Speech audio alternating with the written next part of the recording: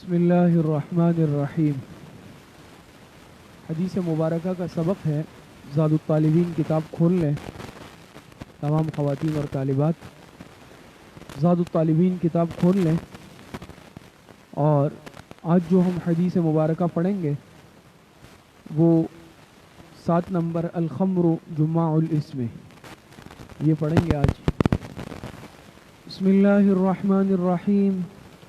قال رسول اللہ صلی اللہ علیہ وسلم الخمر جماع الاثم۔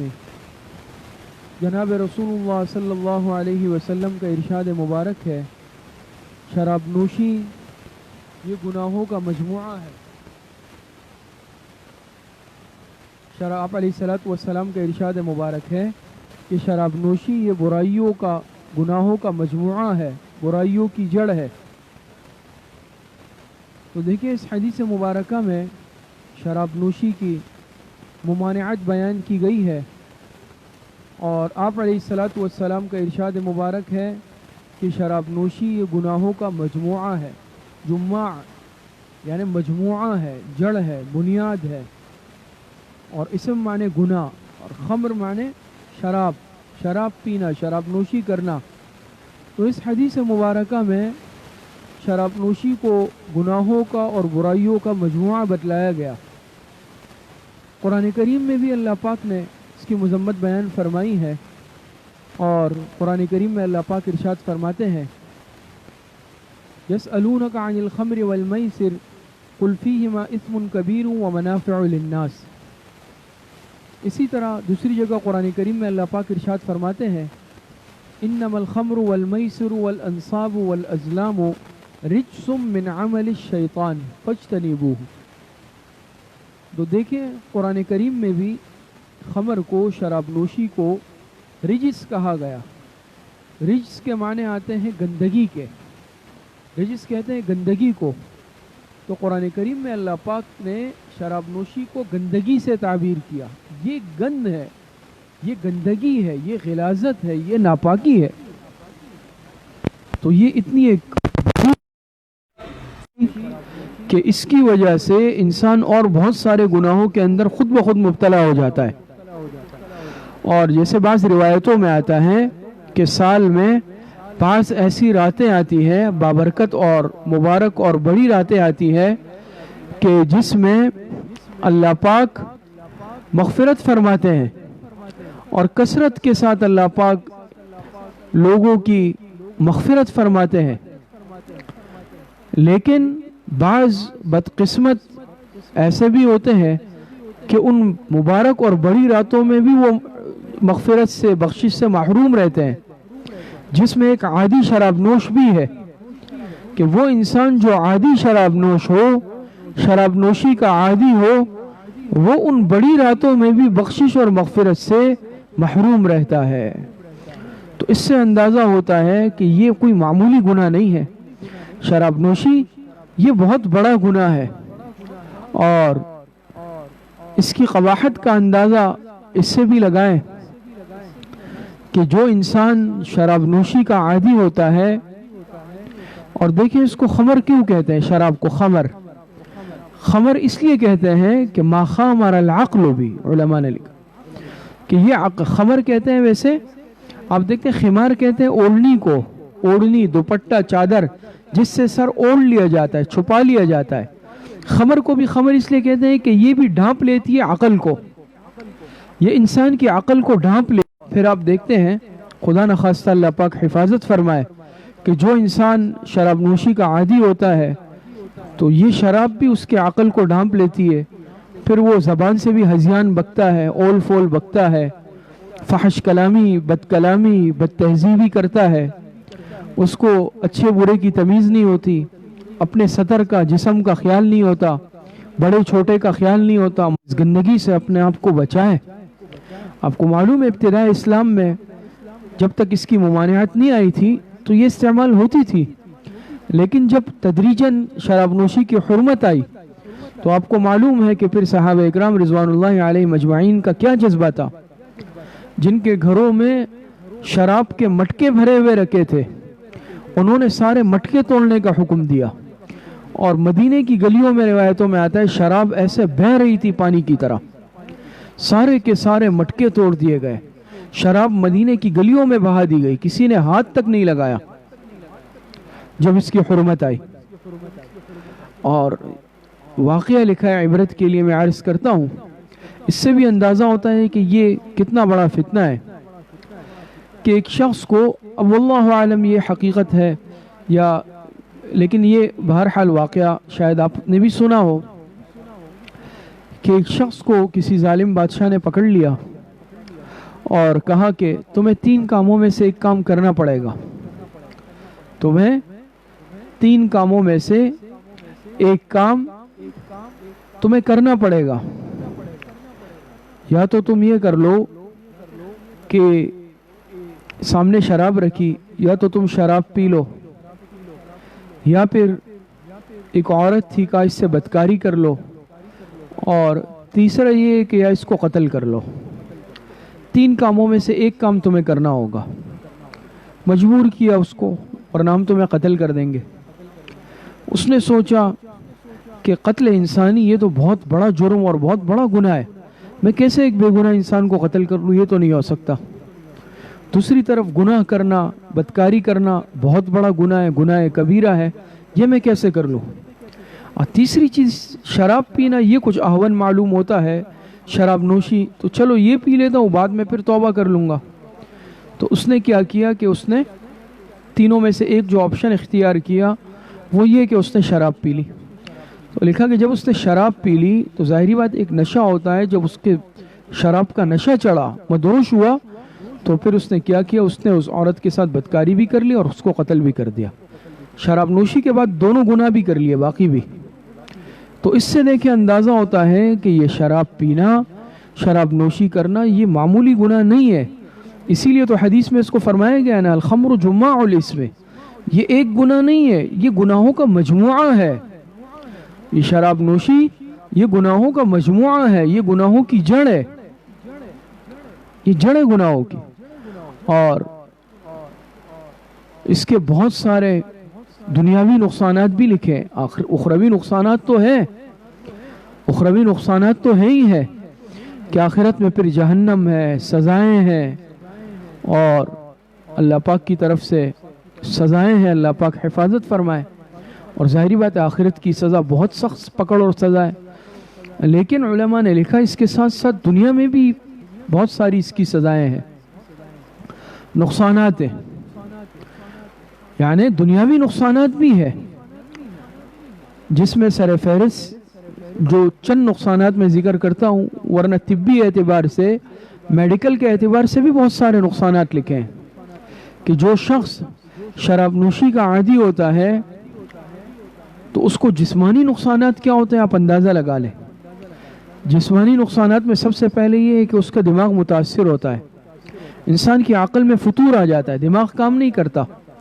جیسے ایک انسان ہوتا ہے نا پاگل، آپ دیکھتے ہیں کہ بعض خدا نخواستہ جو انسان شراب کے نشے میں دھت ہوتا ہے وہ سڑک پہ نکلتا ہے، گالیاں بکتا ہے، پتھر مارتا ہے، بعض مرتبہ کپڑے پھاڑ دیتا ہے، اپنے سطر کا ہوش نہیں ہوتا، اور جو منہ میں آتا ہے وہ بکتا ہے۔ پھر جب نشہ اترتا ہے تو اسے اندازہ نہیں ہوتا میں نے کیا کیا۔ بعض مرتبہ اس سے گھر اجڑ جاتے ہیں، شراب کے نشے میں بیوی کو طلاق دے دیتا ہے، گھر اجاڑ دیتا ہے، اور طلاق منعقد ہو جاتی ہے، کیونکہ ظاہری بات ہے گناہ کا کام ہے۔ تو اس کے اتنے اسی طریقے سے دماغ کے ساتھ ساتھ لکھا یہ دل کو، جگر کو، معدے کو بھی نقصان پہنچاتا ہے، تباہ کر دیتا ہے۔ جو عادی شراب نوش ہوتا ہے اس کا معدہ بالکل ختم ہو جاتا ہے، جگر ختم ہو جاتا ہے، دل کو نقصان پہنچتا ہے، نظام ہضم اس کا خراب ہو جاتا ہے۔ اور جو اللہ پاک نے ایک نظام گلے میں رکھا ہے صوت کا، آواز کا، آپ دیکھتے ہیں جو عادی شراب نوش ہوتا ہے اس کی آواز خراب ہو جاتی ہے، موٹی بھاری ہو جاتی ہے، ایسے بھاری ایک جو قدرتی نظام ہے آواز کا، ایک والیوم لیول ہے وہ خراب ہو جاتا ہے، زبان میں موٹاپن آ جاتا ہے۔ اسی طریقے سے انسان کی صحت خراب ہو جاتی ہے، طاقت ختم ہو جاتی ہے، بہت سارے یعنی انسان اتنے طبی نقصانات ذکر کیے ہیں کہ انسان تصور نہیں کر سکتا، اتنے اس کے نقصانات ہیں۔ اور اس کے ساتھ ساتھ اگر دیکھا جائے تو دنیاوی اخروی نقصانات بھی بہت زیادہ ہے، کتنے گناہوں میں انسان کو یہ مبتلا کر دیتی ہے نا، میں نے عرض کیا کہ ایک عادی شراب نوش جب شراب کے نشے میں دھت ہو جاتا ہے پھر اس سے بعید نہیں ہے وہ جھوٹ بھی بولے گا، وہ غیبت بھی کرے گا، وہ گالیاں بھی دے گا، گالم گلوچ کرے گا، فسق و فجور کرے گا، اور اس کے ساتھ ساتھ وہ کوئی بھی برا عمل کر سکتا ہے، اس کو کسی کے عزت کا خیال بھی نہیں رہتا، اس کو کسی کے مال کا خیال نہیں رہتا، اور کتنے سارے گناہوں کا، وہ کسی کا قتل بھی کر سکتا ہے، تو یہ اتنا بڑا گناہ ہے۔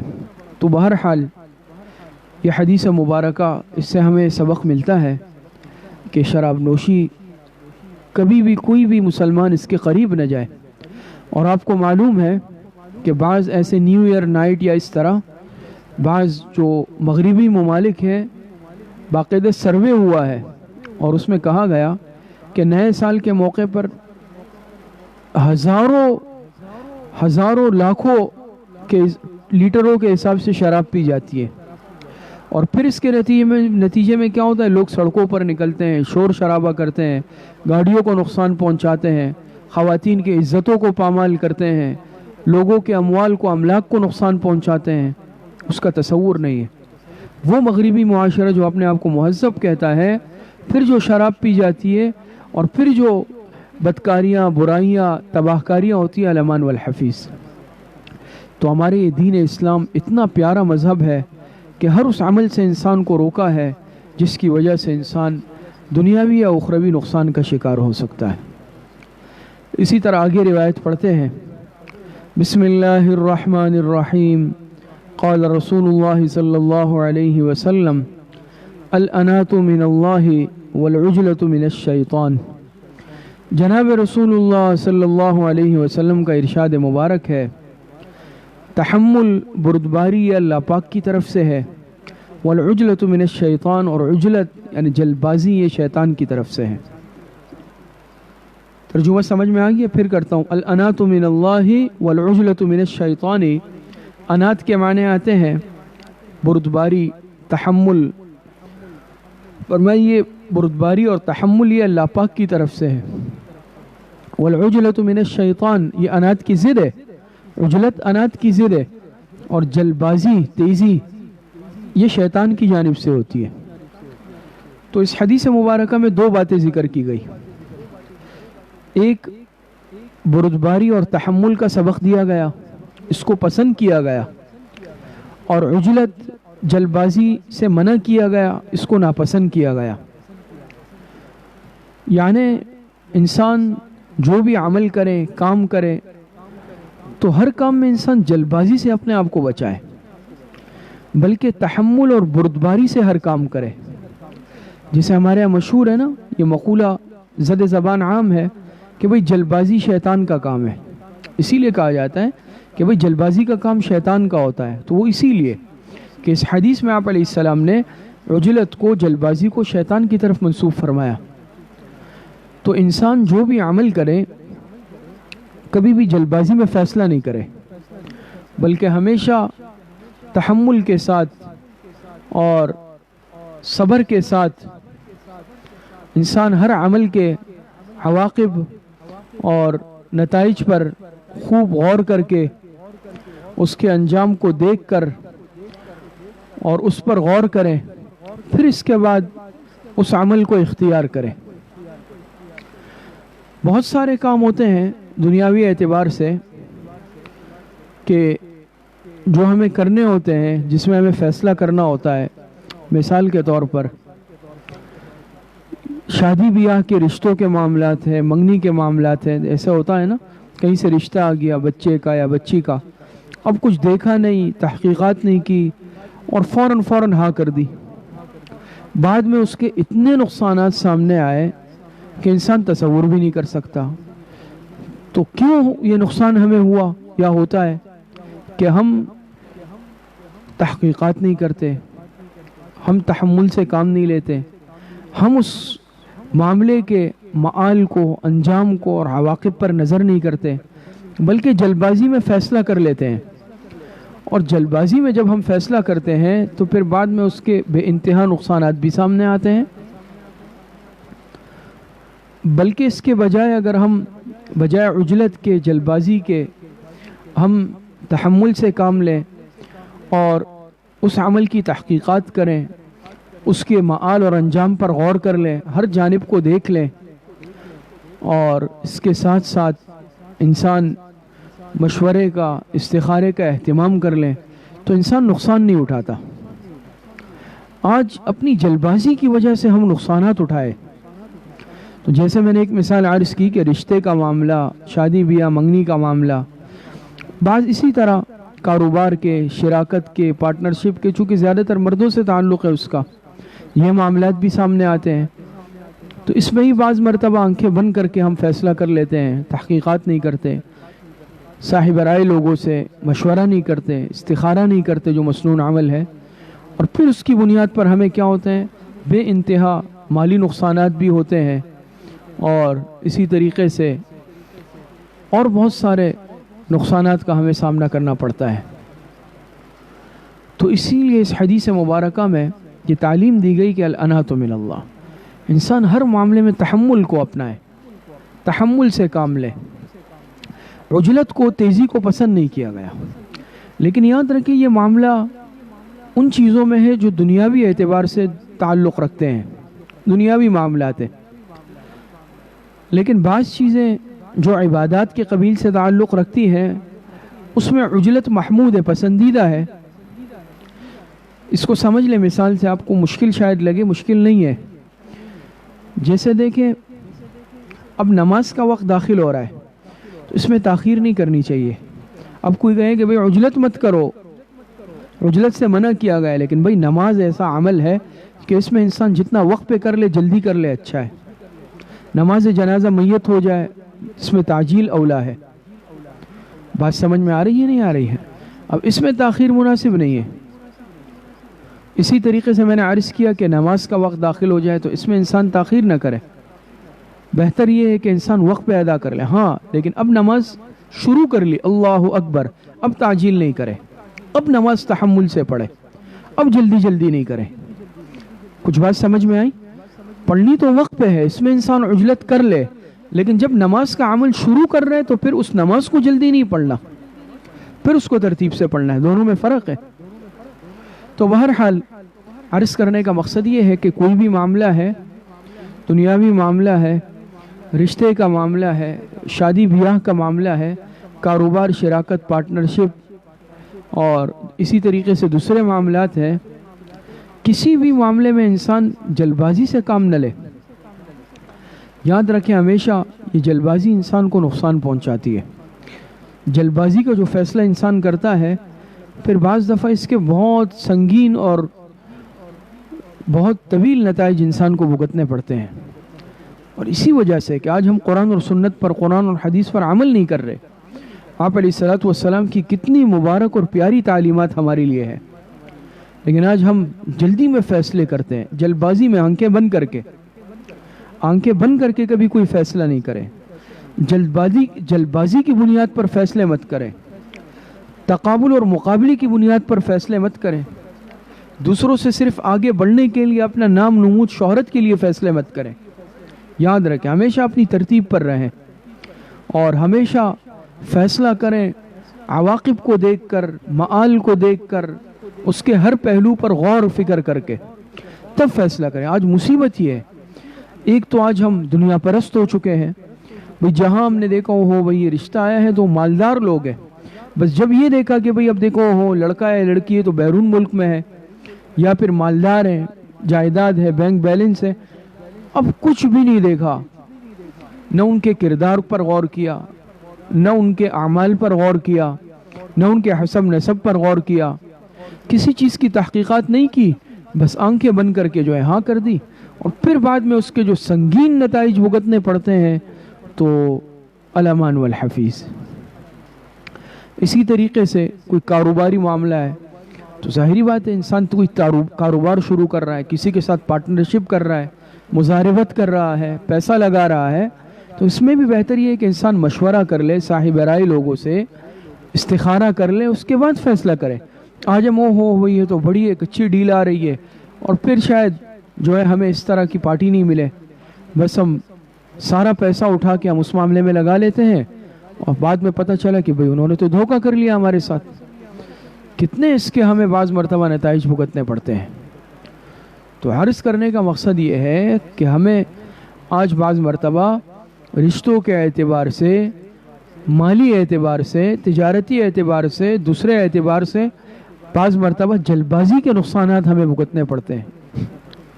کہیں پر بھائی سودا یہ گھر لینا ہے، اب ہم جائیں گے، گھر دیکھیں گے، علاقہ دیکھیں گے، محلہ دیکھیں گے، پڑوسی دیکھیں گے، اس کے بعد فیصلہ کریں گے۔ نہیں بھائی گھر سستا ہے، گھر بڑا ہے، اور نہ میں نے پڑوس دیکھا، نہ میں نے علاقہ دیکھا، نہ میں نے محلہ دیکھا، نہ میں نے محال پر غور کیا، فوراً سے جا کے لے لیا۔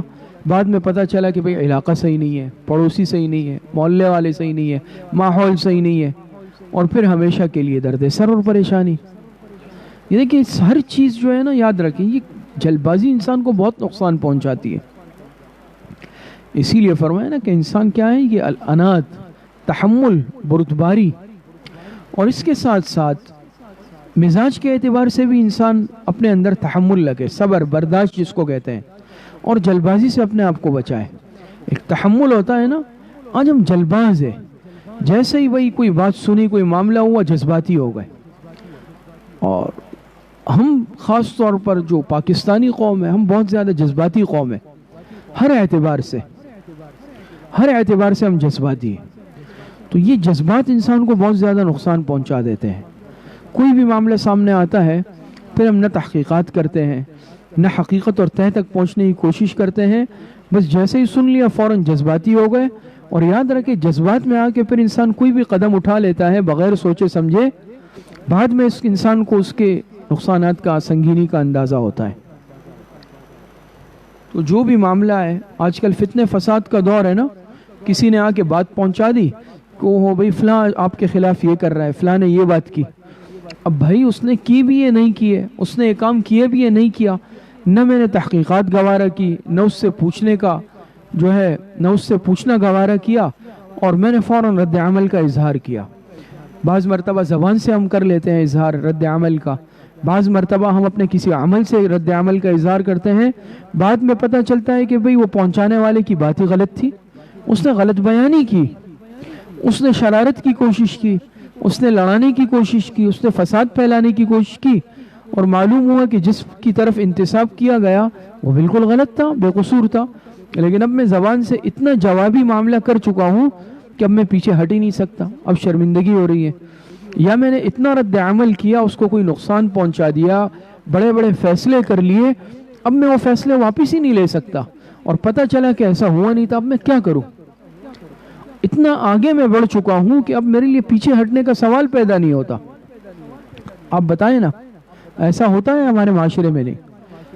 آج یاد رکھیں جوڑنے والے کم، توڑنے والے زیادہ، محبتیں پیدا کرنے والے کم، نفرتیں پھیلانے والے زیادہ، مخلص کم، منافق زیادہ، صحیح کم، شرارتی زیادہ، مصلح کم، مفسد زیادہ۔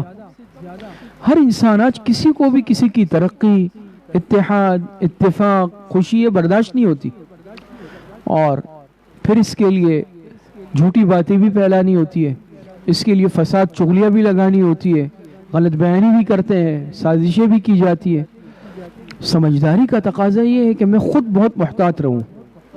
شریعت ہمیں تعلیم دیتی ہے نا، الانات من اللہ والعجلۃ من الشیطان، کہ بھئی تحمل، بردباری، برداشت، صبر، اس سے کام لیا جائے، یہ خدائی صفت ہے، یہ انعام خداوندی ہے۔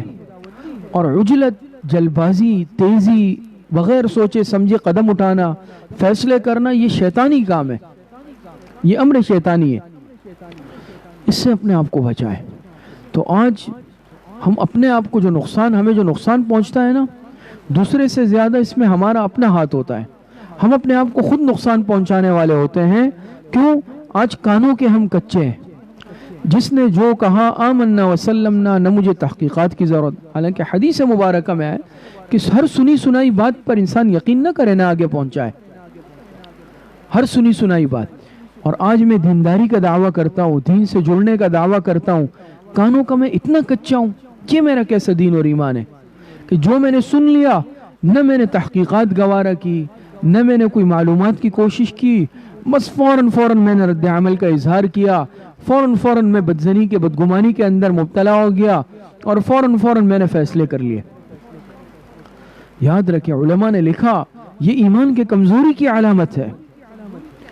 جو اللہ والے نیک لوگ مضبوط ایمان والے لوگ ہوتے ہیں وہ کبھی کانوں کے کچے نہیں ہوتے، نہ وہ اتنی آسانی سے بدگمان ہوتے ہیں۔ بدگمانی حرام ہے۔ قرآن کریم میں اللہ پاک فرماتے ہیں نا ان بعض الظن اثم، بعض گمان تو گناہ ہوتے ہیں جس کو بدگمانی کہتے ہیں۔ بدگمانی حرام ہے، گناہ ہے۔ نہ میرے پاس کوئی ثبوت، نہ میرے پاس کوئی دلیل، نہ میں نے سنا، نہ میں نے خود دیکھا، بس سنی سنائی بات ہے اور میں جو ہے آگے بھی پھیلا رہا ہوں، خود بھی رد عمل کا اظہار کر رہا ہوں۔ یہ غلط بات ہے۔ تو بہرحال آج اس کی بہت زیادہ ضرورت ہے کہ ہم ہر معاملے میں کوئی بھی معاملہ ہو صبر، برداشت اور تحمل کا دامن ہاتھ سے نہ چھوڑے۔ اور پھر خاص طور پر جو موجودہ ہمارے حالات ہیں ہر اعتبار سے، ملکی حالات، علاقائی حالات اور مذہبی حالات، زمینی حالات، ہر اعتبار سے آج حالات حساس ہے۔ بہت زیادہ محتاط رہنے کی، صبر کرنے کی، تحمل کی اور برداشت کی ضرورت ہے۔ آج باطل چاہتا یہی ہے کہ لڑائیں، آج مسلمانوں کو لڑائیں، آپس میں دست و گریبان کر لیں اور ان کی جو قوت ہے اور اللہ پاک نے ایک طاقت امت مسلمہ کو دی ہے اس کو کمزور کر لے۔ اور ہم مسلمان قوم ایک جذباتی قوم ہے، اور یاد رکھیں ہمیشہ کبھی بھی جذبات کی عمر زیادہ نہیں ہوتی۔ ہمیشہ انسان تحمل سے اور ٹھنڈے دماغ سے سوچے کہ یہ جو معاملہ ہے پہلے میں اس پر غور تو کر لوں۔ دیکھیں خاندانی لڑائیاں آپس میں دوستوں کی، معاشرے میں بہت ساری یہ غلط فہمیوں پر بھی مبنی ہوتی ہے۔ اس کا تجربہ آپ کو بھی ہوا ہوگا۔ بہت دفعہ ایسا ہے بھئی شرارتی انسان تو ہر جگہ ہوتا ہے، وہ آ کے غلط فہمیاں پیدا کرنے کی کوشش کرتا ہے، معاملات کو خراب کرنے کی کوشش کرتا ہے۔ آج کوئی نہیں چاہتا کہ دوسرا ترقی کرے۔ پڑوسی دیکھ رہا ہے دوسرا پڑوسی ترقی کر رہا ہے، وہ جو ہے اس سے برداشت نہیں ہے۔ آج کوئی دیکھ رہا ہے بھئی بھائی ترقی کر رہا ہے، بھائی سے برداشت نہیں۔ بھائی کی اولاد ترقی کر رہی ہے، بھائی سے برداشت نہیں۔ خاندان میں کوئی ترقی کر رہا ہے، رشتہ داروں سے برداشت نہیں۔ آج کوئی کسی کو برداشت کرنے پہ تیار نہیں۔ عدم برداشت، عدم تحمل، اس کی وجہ سے آج ماحول میں بہت زیادہ بگاڑ پیدا ہوا ہے۔ تو بہرحال آج ضرورت اس بات کی ہے بہت زیادہ کہ ہم ہر معاملے میں، کسی بھی معاملے میں جلد بازی سے کام نہ لیں، بلکہ ہر معاملے میں تحمل سے خوب غور و فکر کر کے انجام اور عواقب اور نتائج پر غور و فکر کے بعد قدم اٹھائیں اور فیصلہ کریں۔ تو یہ دو حدیثیں آج پڑھی ہے۔ ایک حدیث ہم نے پڑھی کہ الخمر جماع الاسم، شراب نوشی یہ برائی کا مجموعہ اور جڑ ہے۔